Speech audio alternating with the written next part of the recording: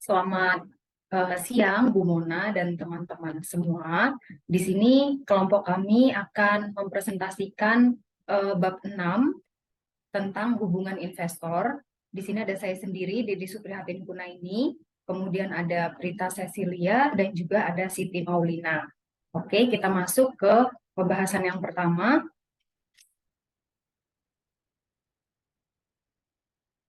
yakni pengertiannya. Jadi, apa sih hubungan investor itu?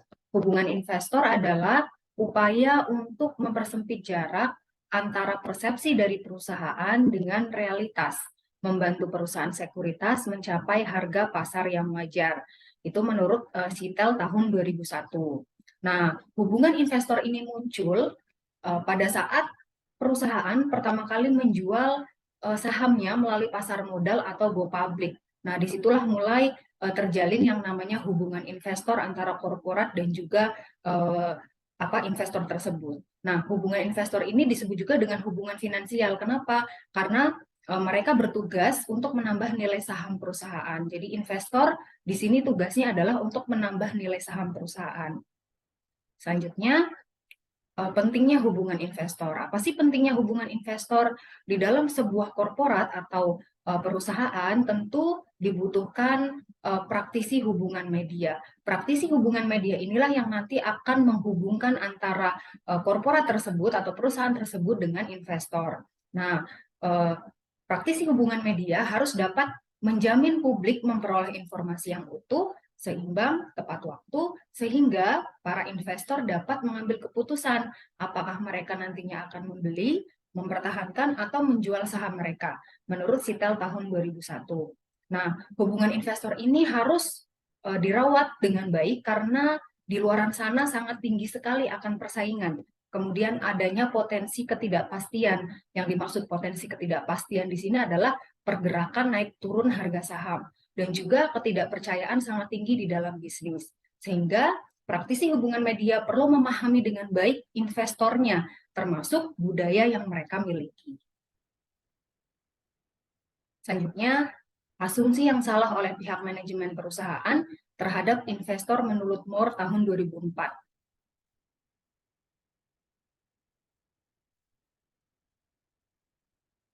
Oke, jadi apa sih asumsi-asumsi yang uh, diasumsikan oleh pihak manajemen terhadap perusahaan?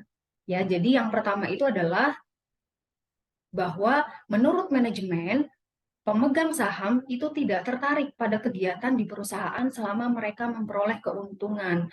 Jadi menurut asumsinya manajemen nih, investor tidak butuh info apapun atau kegiatan apapun tentang perusahaan as long as si investor ini dapat keuntungan dari pergerakan sahamnya itu. Padahal belum tentu hal itu benar.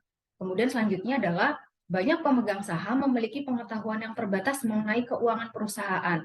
Padahal bisa jadi investor itu memutuskan untuk membeli saham sebuah perusahaan karena mereka lebih dulu mengetahui bagaimana keuangan perusahaan tersebut.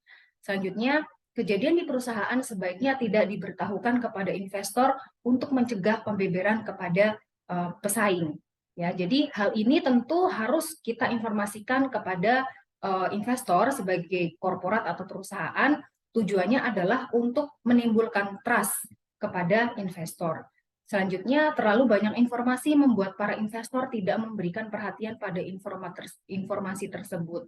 Padahal di sini semakin banyak informasi yang diperoleh oleh investor, maka akan semakin kaya pengetahuan mereka tentang perusahaan tersebut. Selanjutnya, banyak pemegang saham yang lebih tertarik mengkritik manajemen, padahal belum tentu investor melakukan hal yang demikian. Selanjutnya, hanya sedikit pemegang saham yang hadir di rapat tahunan pemegang saham. Nah, ini adalah 6 asumsi yang salah oleh pihak manajemen perusahaan terhadap investor. Tentu hal ini harus diperbaiki agar terjalin hubungan yang baik antara investor dengan perusahaan sehingga investor percaya trust kepada perusahaan tersebut dan reputasi perusahaan tersebut baik di mata investor sehingga investor lebih banyak menanamkan sahamnya terhadap korporat atau perusahaan tersebut.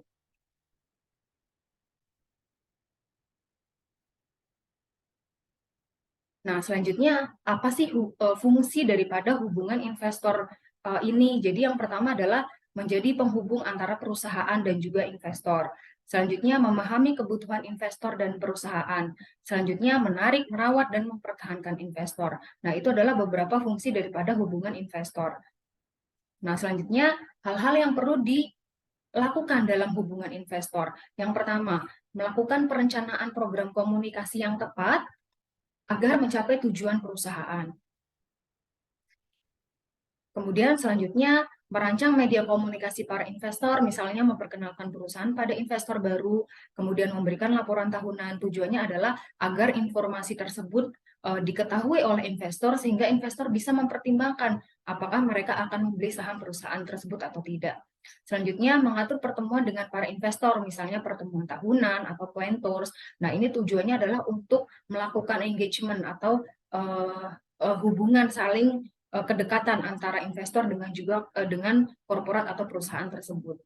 Selanjutnya, melakukan pemantauan terhadap perkembangan bursa saham, memberikan saran kepada manajemen terkait dengan saham perusahaan, dan memberikan jawaban terhadap berbagai masalah bidang keuangan.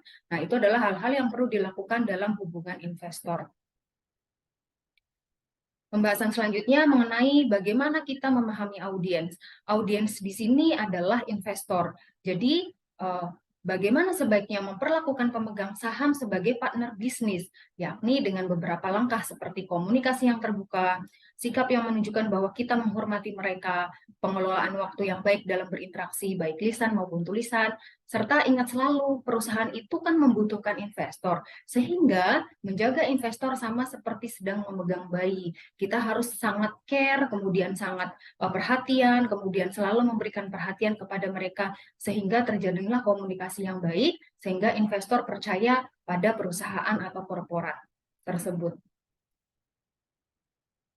Selanjutnya ini ada kerangka kerja hubungan investor, di mana di sini ada saling keterkaitan antara investor dengan perantara, kemudian ada lembaga investor, kemudian ada investor individual, ada analisa, ada media, ada agen penilai, semuanya saling berkaitan antara satu dengan yang lainnya. Kenapa? Karena mereka yang akan menimbulkan yang disebut dengan harga saham, kemudian biaya modalnya, terus bagaimana reputasi perusahaan atau korporat tersebut juga menimbulkan yang namanya volatilitas.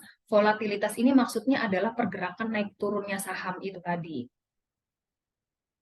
Kemudian hubungan investor juga menjalin interaksi dengan yang pertama Otoritas Jasa Keuangan atau OJK.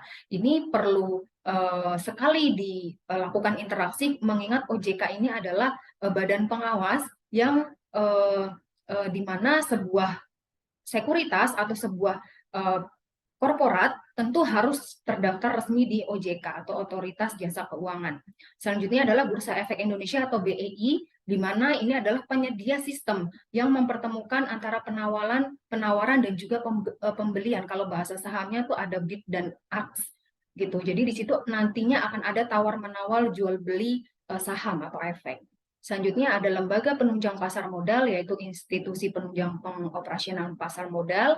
Kemudian ada perusahaan efek atau sekuritas, kemudian ada peneliti keuangan, ada investor pesaing, kemudian ada media atau wartawan.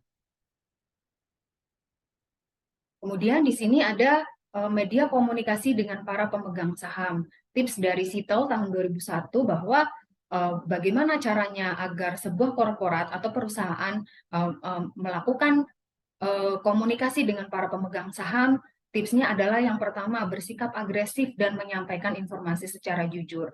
Jadi sebagai sebuah lembaga korporat ataupun perusahaan, wajib menyampaikan informasi apapun terkait perusahaan tersebut kepada para investor. Tujuannya adalah agar investor balik lagi tadi, informasi yang diberikan oleh praktisi hubungan media kepada investor itu akan menentukan apakah investor ini harus membeli saham tersebut. Kalau sudah membeli, apakah harus mempertahankan atau harus menjualnya? Seperti itu. Nah, selanjutnya menyampaikan keberhasilan yang telah dicapai perusahaan, misalnya posisi saham perusahaan. Nah, jadi di sini praktisi hubungan media menjembatani korporat dengan investor wajib menyampaikan posisi saham perusahaannya sekarang sedang bagaimana, apakah sedang naik atau turun, waktunya untuk membeli atau waktunya untuk menjual. Seperti itu. Kemudian yang ketiga adalah menyampaikan berita dua sisi baik dan buruk. Ketika ada masalah, investor perlu tahu dan memahami reaksi perusahaan mencari jalan keluar. Nah, ini penting agar bagaimana perusahaan tersebut memberikan problem solving terhadap investor jika memang investor sudah membeli saham di perusahaan tersebut dan misalnya perusahaan tersebut terjadi sesuatu.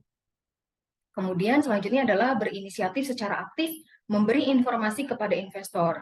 Hal ini perlu dibina sehingga investor merasa dipentingkan oleh perusahaan.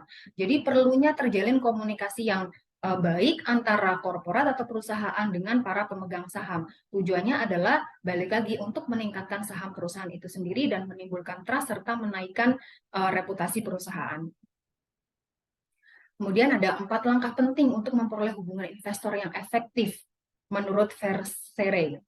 Yang pertama adalah melakukan penilaian terhadap persepsi perusahaan dengan melakukan survei dan mengumpulkan data analis dan mempersepsikan perusahaan. Nah, ini penting karena dengan ada persepsi perusahaan, kemudian adanya survei, kemudian melakukan pengumpulan data, ini akan menjadi bekal bagi sebuah korporat atau perusahaan untuk menaikkan reputasi perusahaan tersebut sehingga sahamnya nantinya akan diminati oleh para investor. Selanjutnya, praktisi hubungan investor harus paham dengan keuangan perusahaan. Kemudian, praktisi hubungan investor harus sejalan pandangannya dengan direktur keuangan. Mereka harus memastikan harga sahamnya layak. Selanjutnya, Departemen Hubungan Investor perlu menyampaikan umpan balik dari pemegang saham pada manajemen di atasnya atau sejalan dengan misi. Nah, itu adalah 4 langkah penting untuk memperoleh hubungan investor yang efektif. Kemudian kita masuk bagaimana hubungan investor di era digital seperti sekarang ini. Di era digital di mana informasi sangat begitu banyak, sebagai seorang investor tentunya bisa memperoleh informasi dari manapun. Maka penting bagi sebuah perusahaan untuk memperbaiki bagaimana kinerjanya, bagaimana reputasinya di media. Nah, ini sangat perlu ditingkatkan oleh sebuah korporat. Tujuannya adalah untuk menarik investor. Karena sejumlah 70% pembuatan keputusan investasi berdasarkan sesuatu yang mereka gali atau selidiki tentang perusahaan melalui digital. Nah, hubungan investor ini juga dioptimalkan dan mendukung konten dengan kampanye berbayar yang ditargetkan dengan hati-hati. Nah, ini yang bisa dilakukan oleh para korporat atau perusahaan untuk mengoptimalkan konten-konten mereka di dalam sosial media sehingga menarik untuk minat belinya para investor. Selanjutnya, di sini ada contoh kasus.